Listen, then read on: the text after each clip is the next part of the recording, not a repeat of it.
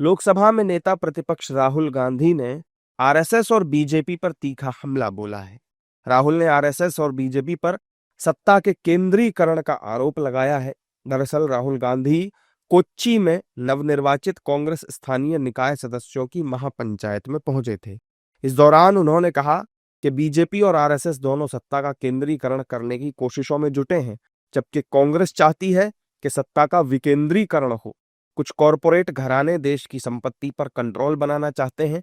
BJP चाहती है कि देश में सब लोग चुप रहें और सिर्फ कुछ कॉरपोरेट ही तरक्की करें। बीजेपी कुछ कॉरपोरेट्स को फायदा पहुंचाने के लिए लोगों की लोकतांत्रिक आवाज को दबा रही है।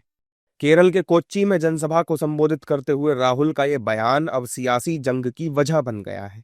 बीजेपी नेताओं ने राहुल गांधी के बयान पर तीखा हमला किया और अपनी पार्टी के समय की सत्ता को याद करने की बात कही है। राहुल गांधी जी को थोड़ा इतिहास के पन्नों को पलट लेना चाहिए कुछ भी बोलने के पहले। सत्ता का विकेंद्रीकरण भारतीय जनता पार्टी चाहती है, वो संविधान के फेडरल स्ट्रक्चर पर विश्वास करती है। और इनकी ही दादी जी थी ना, इंदिरा गांधी जी, जिन्होंने इमरजेंसी लगा दिया था और इमरजेंसी में सारे राज्यों की शक्तियों को छीनकर केंद्र को दे दिया था।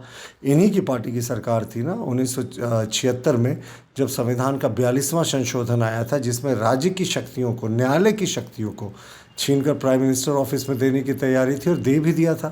बाद में सर्वोच्च न्यायालय ने Minerva versus union of India के मामले में बहुत सारे इसके आपत्तिजनक प्रावधानों को स्ट्राइक डाउन किया था।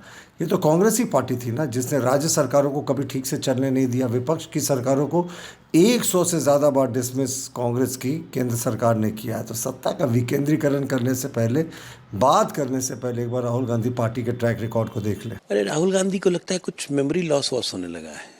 ये गांधी लोग एकदम बिल्कुल मेंटली ख़त्म हो गए। कब इन्होंने सत्ता का विकेंद्रीकरण किया? अरे मनमोहन सिंह जब प्रधानमंत्री थे तब भी अम्मा super cop, super prime minister बनकर सत्ता को अपने पास रखी हुई थी। सत्ता 10 जनपद के बाहर कभी जाए नहीं, गांधी परिवार से बाहर जाए नहीं, इसी पे तो दिमाग लगा रहता है।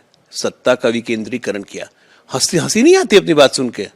खुद शीशा में सामने खड़े हों और ये बात बोले तो देखिएगा राहुल गांधी जी खुद मुस्कुराने लगेंगे। राहुल गांधी के समझ में नहीं आ रहा है कि पावर के बारे में क्या बात की जाए। वो लोग जब सत्ता में रहते थे तो अपने को राजा समझते थे और आज कह रहे हैं डिसेंट्रलाइज किया है। एक केंद्र पावर में रहते थे तो प्रधानमंत्री के ऊपर भी एक कुर्सी बना दी थी। यूपीए की चेयरपर्सन को प्रधानमंत्री रिपोर्ट करते थे। ये तो संवैधानिक संस्था का मजाक उन्होंने उड़ाया था और आज बड़ी बड़ी बात राहुल गांधी कर रहे हैं।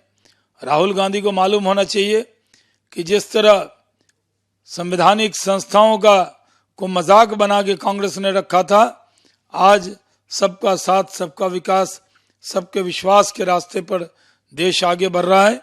दरअसल कांग्रेस महापंचायत का आयोजन केरल में स्थानीय निकायों के लिए चुने गए कांग्रेस प्रतिनिधियों को सम्मानित करने के लिए किया गया था। वहीं राहुल गांधी ने अपने संबोधन में कहा कि कोई भी केरल के लोगों को चुप नहीं करा सकता। आपको बता दें कि सत्ता पक्ष और विपक्ष के बीच अक्सर बयानबाजी चलती रहती है। बीजेपी कांग्रेस पर तीखा हमला करके उसके अवगुणों को जनता के सामने पेश करती है और दूसरी तरफ राहुल गांधी भी बीजेपी पर तरह तरह के आरोप लगाकर हमलावर रहते हैं।